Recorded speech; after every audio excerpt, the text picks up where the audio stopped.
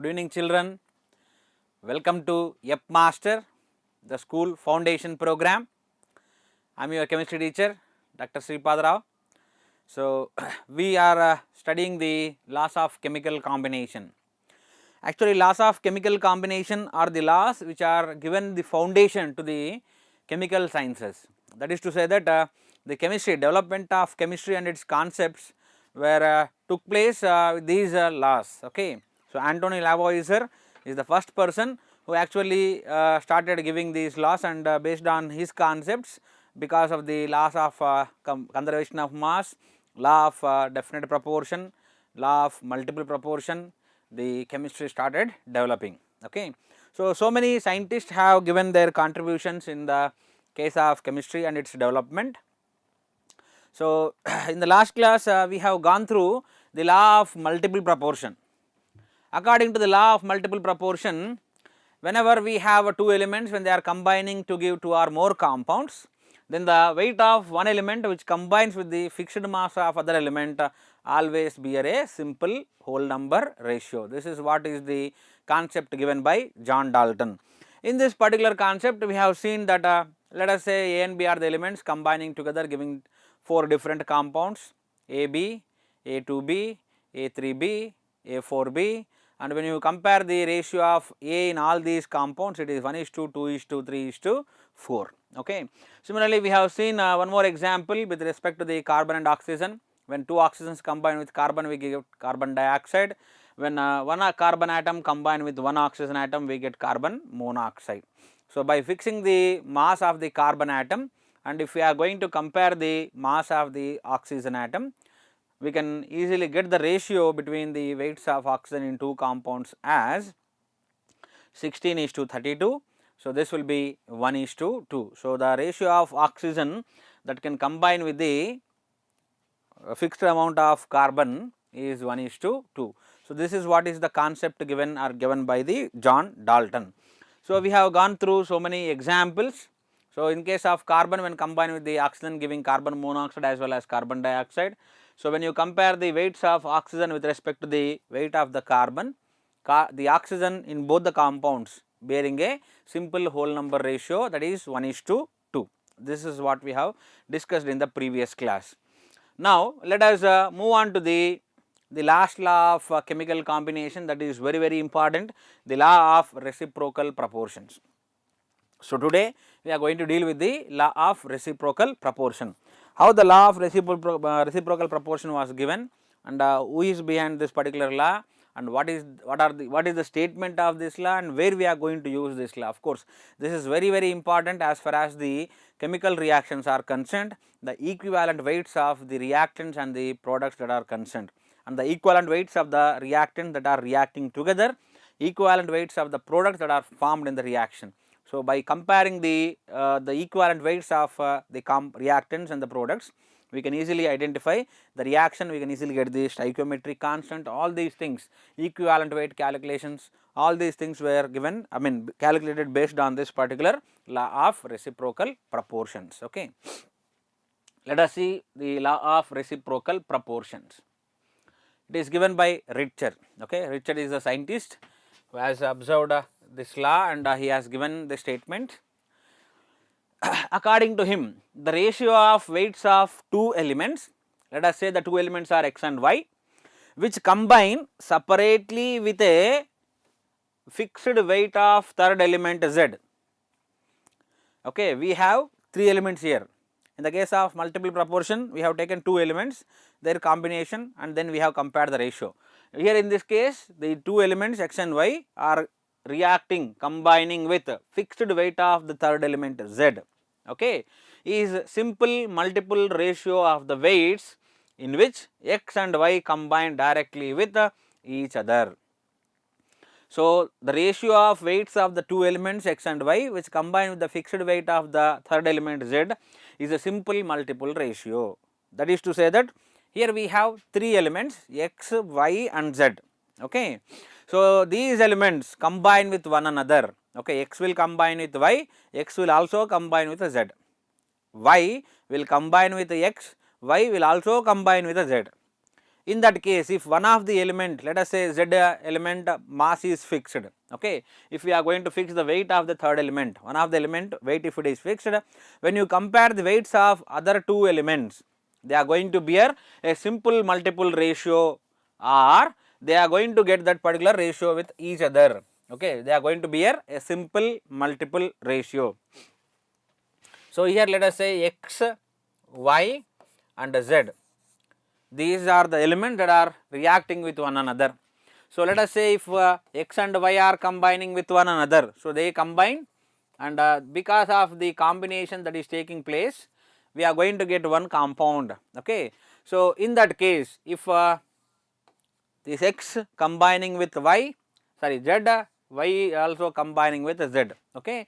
So, y is going to react with z and give you one compound, whereas x will also react with z and we are going to get one more compound, okay. Let us say in this case, if x is combining with z and we are getting a compound, let us say xz2, xz2, okay. And similarly, if y combining with z and giving one more element or one more compound, if that is yz, okay, let us say the compound is yz. X is combining with z and we are getting a compound xz2, y is combining with z and we are getting yz as one more compound, okay. So, we are getting two compounds because of the combination of x and z, y and z. So, now my question is that how these x and y will combine with one another. So, in that case what I have to do? So, in both the compounds y is, the z is common, okay. So, z is common. So, what we can do is let us fix the mass of or the weight of, okay, fixed mass of the z. Let us say we are going to fix the weight of the z in both the cases.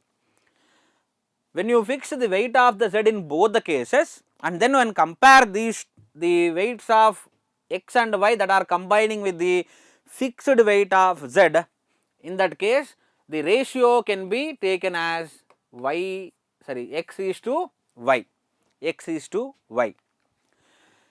First is we have three elements, okay. So, three elements will combine with one another and we are going to get three different compounds, but I do not know how the compound x and y is going to be found by the combination of x and y. But I know that x can combine with y and we can get this particular compound xz2, y can react with z and we can get yz. So, since in these two compounds z is the common element that is present, so let us fix the mass of that particular element. When you fix the mass of z in both the compounds and then compare the weight of x and weight of y by fixing the weight of the z. So, let us say the weight of x and weight of y in these compounds bear a simple ratio x is to y. So, in that case we can expect the x and y can combine in this ratio or they may have a simple whole number ratio. So, for suppose I know that the combination of z and x is possible, y and z is possible, but the combination of x and y I have not seen so far, okay. So, in that case we can guess that x and y can combine in this ratio or a simple multiple ratio of that one. Are you able to understand? We have three elements x, y and z. X can combine with z, okay. Y can also combine with z. So, x is combining with z, y is also combining with z, and since in these two compounds whenever a combination takes place we get a compound, right. So, in these two compounds y is the common element. So, fix the mass of y in both the cases, then compare the masses of x and y. So, in that ratio only the two elements x and y will combine and we get a compound in that ratio only, or they may bear a simple multiple ratio of that particular weights, okay. So, this is what is the concept given by Richer from so many experiments that are done by Richer, and this is a very useful law of chemical combination which is useful in determination of equivalent weights. Equivalent weight, of course, whenever we speak about a chemical reaction, whenever we talk about a chemical reaction, generally we focus on the equivalent weights, in which weight ratio, in which state it is combining, how many moles are combining. So, generally one equivalent of one compound will always react with other equivalent, the same equivalent will react together and we get the same equivalence of products in the reaction. So, this concept is given by this particular law, that is law of reciprocal proportion. So, it is a very important concept. So, it led to an understanding of the concept of chemical equivalence. Chemical equivalence means I do not know the combination of x and y, so I can guess in which ratio the x and y can combine if I am going to have an element common in both the compounds, x and y compounds. Okay. So, by fixing the mass of this element, we can expect the ratio with which the x and y unknown two elements can combine with one another. So, chemical equivalence can be understood by this particular reciprocal proportion, and it is also gives a weight on equivalent weight, like atomic weight, molecular weight, we also have equivalent weight. Equivalent weight of an element is always given as molecular weight or atomic weight of that element divided by its valency. So, whenever we divide the atomic weight with valency, we get equivalent weight. If it is a compound, in that case also the molecular weight divided by the valency. If it is an acid, equivalent weight is calculated as molecular weight divided by the basicity of that acid, that is number of protons the acid can lose in the process or it can give in the process. Okay. And similarly, equivalent weight of base can be calculated by dividing the molecular weight of base by the number of OH minus ions it can donate or number of protons it can accept. Okay. In the case of salt, equivalent weight is given as formula weight of the salt divided by total positive charges or total negative charges present in the compound. So, we are going to discuss about the equivalent weight once we come across the acids and bases, etc. Okay. There we will see the equivalent weight calculation, but this law of reciprocal proportion given an understanding into the equivalent weights of the compounds or elements, and it also gave chemical equivalence importance in a chemical reaction. So, whenever we go for the calculation of the strength of an acid by knowing the strength of the base, in that case equivalence, chemical equivalence we are going to consider, and based on that we are going to calculate the strength of the acid. Okay. So, all these things, so many reactions, their proportions and their weights can be calculated by using the chemical equivalence and equivalent weights. Let us suppose, let us take an example. We have three elements. Okay. What are three elements? Oxygen, okay, hydrogen and sulfur. Oxygen, hydrogen and sulfur. We have three elements, oxygen, hydrogen and sulfur, and we know that oxygen and hydrogen can react with one another. Okay. Hydrogen and sulfur can react with one another. Then what is the ratio with which the sulfur and oxygen can react with one another can be calculated. Okay. And always, since oxygen is reacting with the hydrogen, sulfur also reacting with the hydrogen. So, hydrogen is a common element in both the compounds. Okay. So, if I fix the weight of hydrogen, I can expect the ratio. Then if I compare by fixing the weight of hydrogen, if we compare the weight of oxygen and sulfur, they are going to bear a simple multiple ratio of that weight. So, that is what is the law of reciprocal proportion was given. Okay. And we know that oxygen and hydrogen, when they combine together, what is the compound that we are going to get?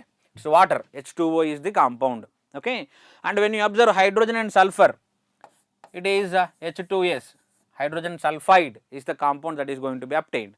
When oxygen and sulfur react with one another, we get sulfur dioxide. So, this is the compound that we are going to get. So, when you compare the ratio of oxygen and sulfur by keeping the weight of hydrogen constant, we can come to a conclusion that oxygen and sulfur will react in a simple multiple ratio with one another. Or if we are going to take sulfur as a constant compound, and if we compare hydrogen and oxygen, in that case also we are going to get a simple whole number ratio. So, the concept of law of reciprocal proportion can be given when we have three elements, and three elements are reacting with one another, giving three different compounds, and in that case if one of the element weight, if it is going to be fixed in both the compounds of other two elements, then the other two elements will bear a simple whole number ratio in which they are going to combine with one another. So, this example will give you a clear indication or clear idea about what is exactly the law of reciprocal proportion. So, I have taken a triangle, okay.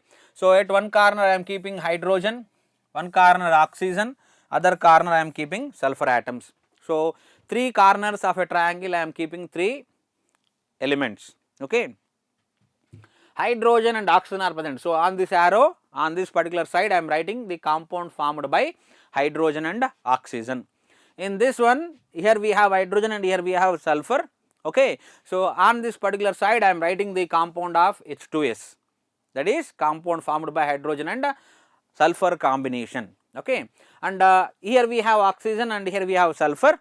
So, on this particular side the compound that is going to be formed by the combination of sulfur and oxygen I am writing, okay. So, first take a triangle, I am representing the elements on the corners of the triangle. On the sides of the triangle I am writing the compound that is formed by the combination of these two elements, right. Now, hydrogen and oxygen combine separately, hydrogen and oxygen both will combine separately with the sulfur. Hydrogen combine with sulfur, we get H2S, oxygen combine with sulfur, we get sulfur dioxide, okay. And I do not know in which ratio the hydrogen and oxygen are going to react with one another, okay. We know that it is a water molecule, but let us assume that we do not know that hydrogen and oxygen in which ratio they are going to combine with one another. So, in order to calculate the ratio with which these two are going to combine, I have to take the sulfur atomic mass or the mass in the two compounds to be constant, okay, right. So, here hydrogen and oxygen combine separately, not in a single take, okay. Hydrogen will combine separately with the sulfur, oxygen also combine separately with the sulfur and giving sulfur dioxide and H2S. So, hydrogen, sulfur, we get H2S, hydrogen sulfide, oxygen and sulfur, sulfur dioxide, SO2, like carbon dioxide, sulfur dioxide is obtained, okay.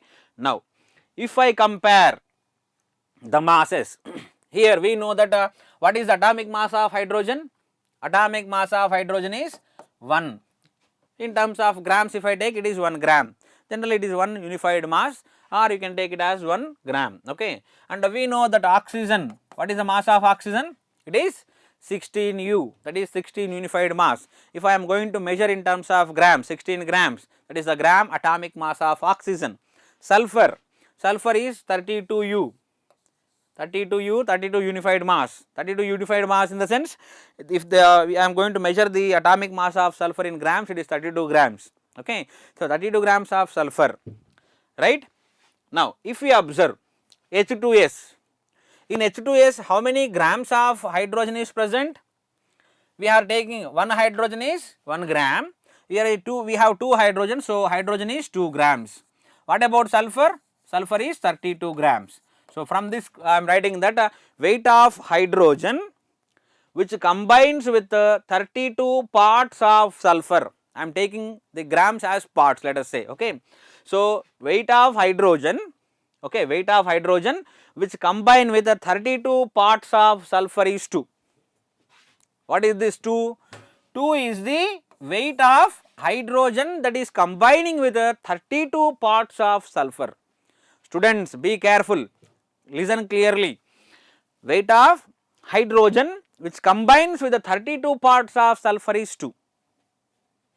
Just now we have seen here, if you observe hydrogen and sulfur, they combine together give H2S. In H2S how many hydrogens are present? 2 hydrogens. One hydrogen mass is 1. So, 2 hydrogen mass will be 2. So, 2 grams and 32 grams of sulfur are present in this case. So, the weight of hydrogen that combining with 32 grams of sulfur is 2 grams. In terms of grams, in this case we have written it as a parts, okay. So, 32 parts of sulfur reacting with 2 parts of hydrogen, okay. Now, look at the other side.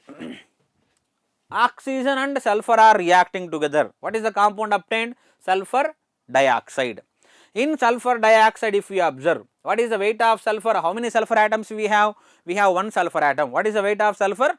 32. So 32 grams of sulfur is present in sulfur dioxide, right? What about the oxygen weight then? How many grams one oxygen atom? 16 grams. How many atoms we have in the compound of sulfur and oxygen? 2 oxygen atoms. So 2 into 16, 32. So 32 grams of oxygen is present. So sulfur dioxide is a compound in which sulfur weight is 32, oxygen weight is also 32. Why it is so? One oxygen weight is 16, 2 oxygen atoms are present. So 2 16s are, it will be 32 grams. So 32 grams of oxygen is present, 32 grams of sulfur is present. Now let us see. Weight of oxygen which combines with the 32 parts of sulfur is 32. What is the weight of sulfur here? 32. Oxygen weight is 32. So weight of oxygen which combining with the 32 parts of sulfur is 32. So this is, what is this 32? This 32 is the weight of oxygen which combining with the 32 parts of sulfur. Listen carefully, okay. Now if we observe in both the statements, which is constant? Sulfur weight is constant, 32 grams or 32 parts of sulfur is taken in both the cases. So in first case, for 32 parts of sulfur, 2 parts of hydrogen is required, okay. In the second case, for 32 parts of sulfur, 32 parts of oxygen is required, okay. Now compare the 2 and 32. Here sulfur weight is fixed 32, 32. Now we have to compare hydrogen weight and oxygen weight. The weight ratio of hydrogen and oxygen which separately combine with the sulfur is, hydrogen is separately combining with sulfur and we are getting H2S as a compound. In this H2S if I observe, 32 parts of sulfur require 2 parts of hydrogen. Part means here the weight is taken in terms of parts. Let us take it in grams also. 32 grams of sulfur require 2 grams of hydrogen, right. If I say here oxygen and sulfur reacting together giving sulfur dioxide, in this case if I observe, sulfur weight is 32 and oxygen weight is coming out to be 32. So 32 grams of sulfur will react with 32 grams of oxygen. So here weight ratio of hydrogen and oxygen separately combining with sulfur is 1:16. What is that? Here we have 2 grams of hydrogen and 32 grams of oxygen. So if I cancel 1s are 16s are, what I am going to get? I am going to get 1:16 as the ratio of hydrogen and oxygen that are going to separately combining with sulfur. So what could be the ratio of hydrogen and oxygen in its compound like water? So in that case, the weight ratio of hydrogen and oxygen combining directly is 1:8. So it will be, it may be same as 1:16 or it may be a simple whole number ratio like 1:8. So we can expect that the two elements, the ratio, weight ratio of the two elements x and y which are combining with the fixed mass of another element z always bear a simple whole number ratio. In this case, the hydrogen and oxygen which are combining with the fixed mass of sulfur is 2:32 or it can write it as 1:16. The hydrogen and oxygen may combine in 1:16 ratio or they may also combine in 1:8 ratio. So in the last class we have seen in the case of law of constant proportion, Joseph Prost has given the law of constant proportion. There we have seen whatever may be the source of collecting the water sample, in water the weights of oxygen and hydrogen going to be fixed, they are going to be a 1:8 ratio. So that is fixed. So here this 1:8 ratio can also be obtained through the law of reciprocal proportion. So whenever we have 3 elements, if they are combining with one another and giving different compounds, so if we are going to fix one of the elements mass, then the masses ratio of or the weight ratio of other 2 elements if you compare, they are going to be a simple whole number ratio and they may combine in the same ratio or a multiple of that ratio. They may combine in the same ratio or a multiple of that ratio, that is to be considered, that is taken as the law of reciprocal proportion. Okay.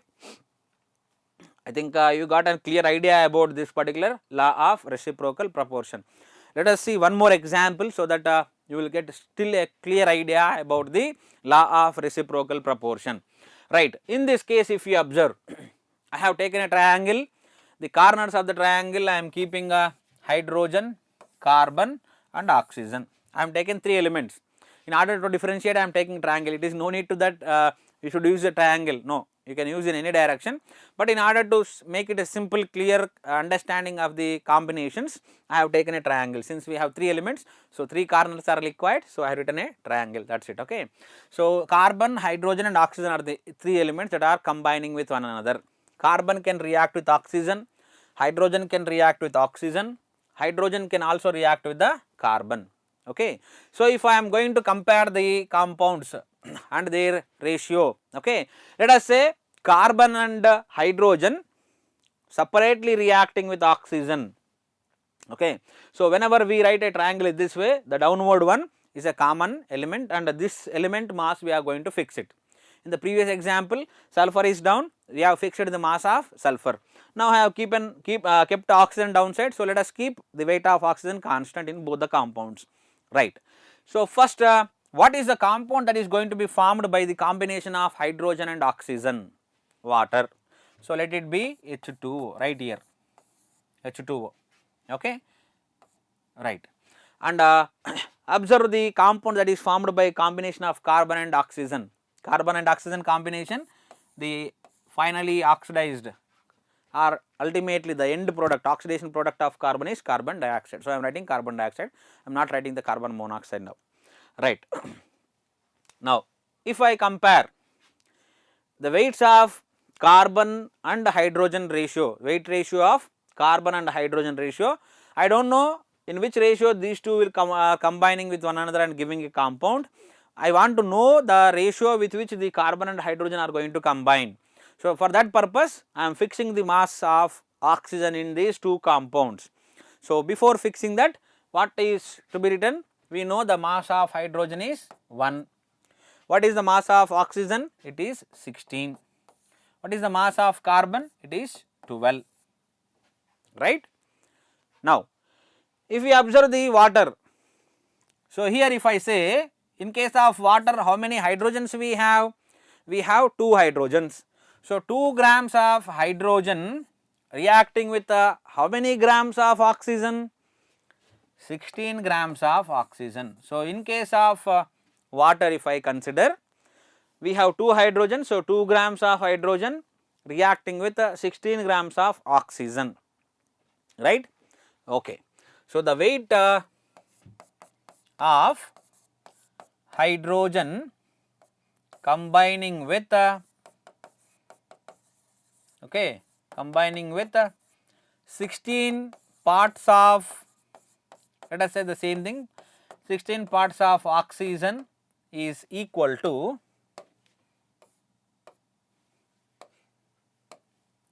it is equal to 2. The weight of hydrogen, okay, weight of hydrogen combining with the 16 parts of oxygen is how much? 2 grams. 16 grams of hydrogen is 2 grams of 16 grams of oxygen require 2 grams of hydrogen for getting the compound H2O. Okay, right. Now let us look at the other side. Here if you observe, carbon is 1 atom is present, oxygen is 2 atoms present. So if you compare how many grams of carbon we have? We have 12 grams of carbon, 12 grams of carbon. And what is the weight of oxygen that is present in this case? 16 twos are 32 grams. So 32 grams of oxygen is present. 12 grams of carbon, 16 into 2, how many atoms we have? 2 oxygen atoms, each oxygen atom is 16, so 16 twos are 32 grams. 32 grams of oxygen combining with the 12 grams of carbon, okay, right. Now let me write the weight of carbon combining with I am writing directly the compound first and then we will compare, okay, combining with 32 parts. How many parts are present in the case of carbon dioxide? Oxygen is 32 parts. So, I am directly writing it as 32 parts, okay. 32 parts of oxygen is equal to 12. I am directly writing first the weight what is present there and then I will make the weight of oxygen constant, okay. So, in these two cases if you observe, the weight of hydrogen combining with the 16 parts of oxygen is 2. Weight of carbon combining with 32 parts of oxygen is 12. But if you compare the oxygen weight in both the cases, in one case it is 16, other case it is 32. What is our aim? We have to fix one of the element mass constant, okay. So, I can convert the 16 into 32 or I can convert the 32 into 16, either way you can go, no problem, okay. So, if I convert or if I change the 32 into 16, so what will be the value then? So, the weight of carbon combining with if I reduce this one to 32 to 16 parts, okay, 16 parts of oxygen. So, the value also gets reduced. Here I am dividing 32 with 2, okay. So, it becomes 16. So, I have to divide the 12 with 2. So, 12 I am dividing with 2, what I am going to get? 6. So, if I observe, if we are going to observe the weight ratio, the weight of oxygen in both the compounds, whether it is water or carbon dioxide, the value is fixed now. It is 16 parts of oxygen, 16 parts of oxygen. So, what does it indicate? So, we are keeping the weight of oxygen constant in this case. Then what you have to do? Compare the weights of carbon and hydrogen. So, what is the ratio of carbon and hydrogen that they are going to combine with one another? So, if I take carbon and hydrogen, the ratio will be, so carbon ratio, what is the carbon amount? 16 parts. What is the number of parts of hydrogen that is reacting with the 16 parts of oxygen is 2. So, it is 6:2. Or if I am going for simplification, it becomes 3:1. So, with the 3:1, the carbon and hydrogen are going to react with one another. Carbon and hydrogen are going to react with one another, right. So, what will be the compound that we can expect between carbon and hydrogen? Carbon and hydrogen when they combine together, let us take the simple one, methane, CH4. Methane is the compound that is formed between the two compounds, okay. So, it is CH4. In CH4, what is the weight of carbon that is present? 12 grams. What is the weight of hydrogen that is present? 4 grams. So, 12:4. What will be the value? 3:1. Is it matching? Yes.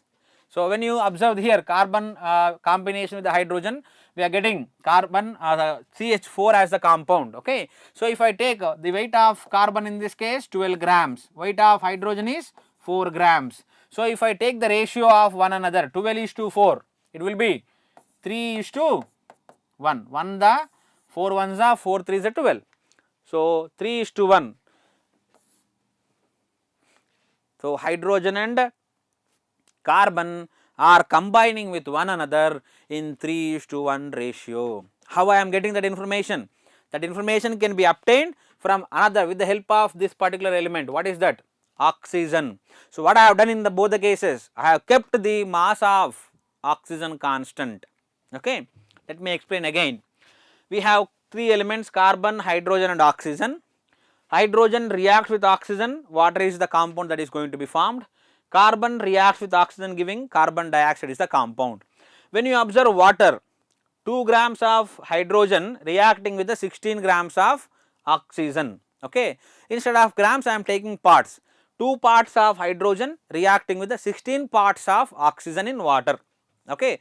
If I observe here 12 grams of carbon reacting with 32 grams of oxygen. If I take in terms of parts, 12 parts of carbon reacting with 32 parts of oxygen. So, the same thing I have written, the weight of hydrogen combining with 16 parts of oxygen is 2 parts, okay. Weight of carbon combining with 32 parts of oxygen is coming out to be 12 parts. But in order to keep the weight of oxygen constant, I am changing this one to 16 parts. So I am dividing 32 with the 2. So I am getting 16. So in that case 12 has to be divided by the 2, then we are going to get 6 is the parts of carbon that is combining with the 16 parts of oxygen. So what you have to do then, once keeping the oxygen weight constant, what I have to do? I have to compare the weights of carbon and hydrogen. So when you go for carbon and hydrogen comparison, how many parts of carbon is reacting? 6 parts. What is the parts of hydrogen here? 2. So 6 is to 2. 6 is to 2 is nothing but 3 is to 1. So if I am observing the compound that is formed by carbon and hydrogen, it is methane, CH4. So when you observe the weight ratio of carbon and hydrogen, what is the weight of carbon? 12 grams. What is the weight of hydrogen? 1 into 4, 4 grams. So 12 parts of carbon reacting with the 4 parts of hydrogen. So it is 12 is to 4. So 4 ones are 4 threes are. So it will be 3 is to 1. What is the ratio of carbon and hydrogen present in this case? 3 is to 1. It is exactly matching what we are going to predict through this particular law of reciprocal proportion. So the law of reciprocal proportion is very, very important. It is used in understanding the chemical equivalence by which the elements are combining and giving the compound. Okay, and it is also useful in calculating the equivalent weight. So the equivalent weight concept was raised because of this particular law of reciprocal proportion. Okay, let us take one more example so that you can get more idea about this particular concept, right. Let us say we have 3 elements, sodium, hydrogen and chlorine. Okay, and let us say the hydrogen and chlorine are reacting, sodium and chlorine are reacting with one another. I do not know what is the ratio with which the sodium and hydrogen are going to react with one another. So I want to find out the ratio in which these two are going to react. So by keeping chlorine constant, I can calculate that one. Okay, right. When you look at the hydrogen and chlorine they combine together to give us HCl, hydrogen chloride. So hydrogen chloride is the compound that is formed in the process. Okay, and similarly if we observe sodium and chlorine, we get sodium chloride, NaCl. We know the weight of hydrogen is 1, chlorine is 35.5. We have calculated while we are doing the atomic weight, and sodium value is 23. Okay, right. So when hydrogen and chlorine are combining, we are getting 1 atom of hydrogen and 1 atom of chlorine. So it is to say that 1 gram of hydrogen reacting with 35.5 grams of chlorine. In other words, 1 part of hydrogen reacting with how many parts of chlorine? 35.5 parts of chlorine, right. If we observe here, sodium weight is 23. So 23 grams of sodium reacting with 35.5 grams of chlorine. Sodium chloride is the table salt, okay, what we use. So 23 grams of sodium reacting with 35.5 grams of chlorine. That is to say that 23 parts of sodium reacting with 35.5 parts of chlorine. Okay, right. Let us write the weight of hydrogen that is combining with 35.5 parts of chlorine is how much? 1 gram or 1 part. Okay. Similarly, weight of sodium that is reacting with 35.5 parts of chlorine will be 23 parts of sodium.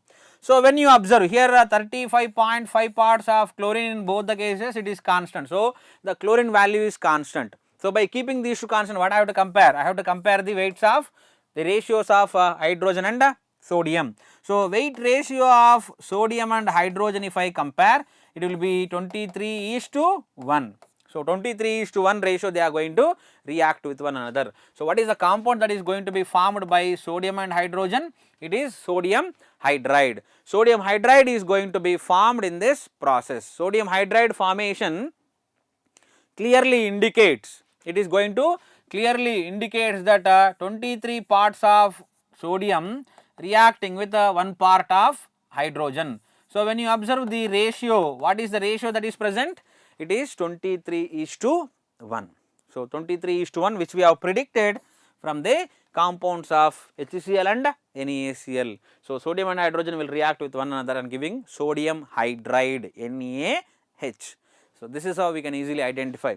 So the ratio what we have predicted and the ratio that is coming out to be the same, or sometimes the ratio and this one will be in some multiples ratio, some multiple of this one. Okay. So always the elements weight ratio of the two elements which are combining with the fixed mass of or fixed weight of third element always going to bear a simple whole number ratio, always going to bear a simple whole number ratio. So these concepts are to be kept in mind while we are going to deal the numericals, especially based on the laws of chemical combinations. So we have come across, what is that? First one, the law of conservation of mass. Okay, law of conservation of mass. Anthony Lavoisier is the person behind this particular law, and then law of constant proportion, law of constant proportions. This is given by Joseph Proust. Okay. So whatever may be the source of the compound that we are going to get, the elements present in that compound always going to bear the same ratio, whatever may be the source, the ratio will remain constant, fixed, constant proportion, fixed proportion, definite proportion also you can use. Okay. According to conservation of mass, the mass neither created nor destroyed in a chemical reaction. So all these laws are going to be very useful in predicting the chemical reactions and their compounds. Next is the law of multiple proportion given by John Dalton. Okay. Law of multiple proportion says, what is it going to say? Whenever two elements are going to combine with one another and giving two or more compounds, in that case, if we are going to fix mass of one of the element, the mass of other elements in both the compounds will be in a simple whole number ratio. So that is what we have seen with respect to the carbon dioxide, with respect to the carbon monoxide and carbon dioxide, and also we have seen water and hydrogen peroxide. So many examples we have gone through in the case of multiple proportion, and then we have seen the law of reciprocal proportion. It is given by Richter. So according to him, whenever three elements are combining, in that case the weight ratio of the two elements which are combining with the fixed mass of the third element always going to be a simple whole number ratio, or it may be a ratio of the same kind what is going to be observed. Okay. So according to this law of reciprocal proportions, we can easily go for the calculation of equivalent weights of the compounds, and the chemical equivalence importance and its understanding can be observed through the law, the law of reciprocal proportion. So all these laws, the four laws that we have discussed, they are called as laws of chemical combination. So the chemical combination, that is the combination of elements giving rise to different compounds, will be based on this one only, they won't deviate. So all the laws are predicted. First one is predicting about the mass. So mass of a reactant will convert into the mass of product, nothing will happen, we cannot create a mass or we cannot destroy the mass. So mass cannot be changed at all in that particular cases, whereas constant proportion and multiple proportion giving us the fixed whole number ratios, whereas the reciprocal proportion giving the ratio with respect to the chemical equivalence.